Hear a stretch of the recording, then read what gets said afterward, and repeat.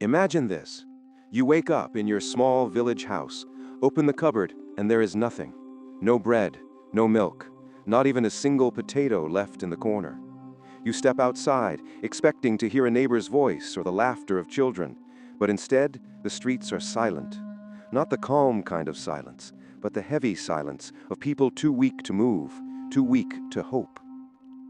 This was not a poor harvest. It was not nature turning against the people. It was the 1930s in Ukraine, and what unfolded was one of the darkest man-made disasters in history. Millions would die, not by chance, but under the weight of decisions made far away in Moscow. A famine with a name carved into memory, the Holodomor. But how does an entire country, blessed with some of the richest soil on earth, end up starving to death? To answer that, we need to rewind to the late 1920s. The Soviet Union was young, and Joseph Stalin wanted absolute control. His dream was to transform the Soviet Union into a modern giant, an industrial power. But he needed food to feed his workers, and he needed grain to sell abroad for money. For that, his eyes fell on Ukraine, the breadbasket of Europe. For centuries, Ukrainian farmers had tended their own plots, handed down through families, producing wheat that fed much of Europe. They knew the soil, the seasons, the rhythm of the land. But Stalin wanted something very different. He wanted giant collective farms run by the state, where every ear of wheat was counted and shipped according to orders from Moscow. So in 1929, collectivization began. It sounded simple on paper. Bring all farmers together, share the work, share the harvest. But in reality, it was chaos. Families were told to hand over their land, their animals, even their seed grain. Generations of hard work vanished overnight with a knock on the door. Imagine being told that everything your family had built was no longer yours, that your land, your tools, even your cow were now property of the state. People resisted. Some hid grain in walls or beneath floorboards. Others, in desperation, slaughtered their own livestock rather than give them up. The government had a word for such people: kulaks. Officially, it meant wealthy peasant. In practice, it meant anyone who dared to resist. Overnight, neighbors were branded enemies of the state. Tens of thousands were arrested. Many were shipped to Siberia. Others were executed. Entire communities were shattered. And yet, after all of this, food production did not rise. It collapsed. Instead of admitting failure, Stalin pushed harder. Ukraine was given grain quotas so high they were impossible to meet. Officials and soldiers marched through villages, seizing grain down to the last handful. They searched homes, ripped up floors, even searched the pockets of children. If bread was found, it was taken. If you resisted, the punishment could be death. By 1932, hunger was everywhere.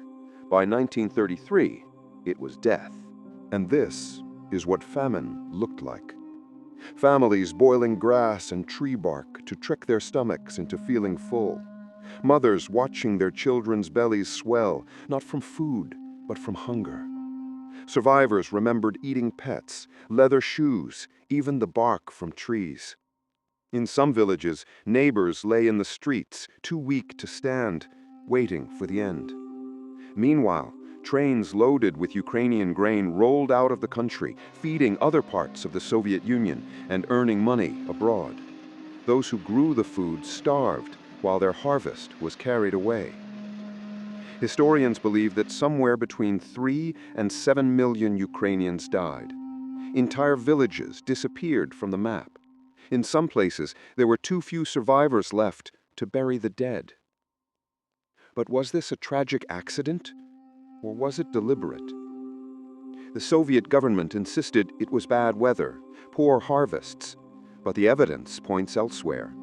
Quotas went up even as people starved. Borders were sealed so Ukrainians could not escape to find food. Soldiers guarded the roads, turning away families desperate to survive. And still, grain was exported abroad while Ukrainians died at home. This is why so many historians call it genocide. The very word Holodomor means death by hunger. And yet, for decades, the world barely heard about it. Why? Because while millions were dying, a different story was being told. Western journalists were allowed into the Soviet Union, but their movements were controlled.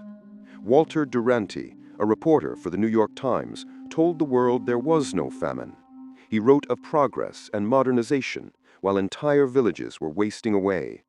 His words shaped how people abroad saw the Soviet Union, drowning out the truth. There was one voice that tried to break through. Gareth Jones, a young Welsh journalist, traveled through Ukraine and reported what he saw. Starving villagers, abandoned homes, empty fields. But his warnings were brushed aside. Against the polished image painted by Soviet officials and sympathetic reporters, the raw truth sounded unbelievable. So for decades, the Holodomor remained buried. Survivors whispered their stories, but the wider world looked away. It was only after the Soviet Union collapsed in 1991 that the truth began to spread. Today, many nations recognize the Holodomor as genocide. In Ukraine, it is remembered as a scar, a wound that never truly healed. Memorials stand in silence, names carved in stone, candles lit for those who never had graves. And yet the question lingers, how did the world let it happen in silence?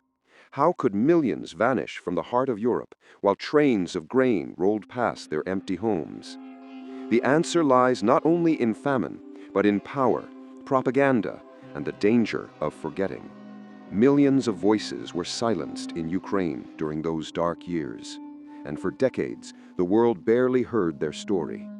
But remembering isn't just about honoring the dead, it's about protecting the living from repeating the same mistakes. If this story moved you, share it with someone who might not know about the Holodomor. The more we speak of it, the harder it becomes to erase. Leave your thoughts below, and if you'd like to learn more forgotten pieces of history, subscribe and join us on this journey.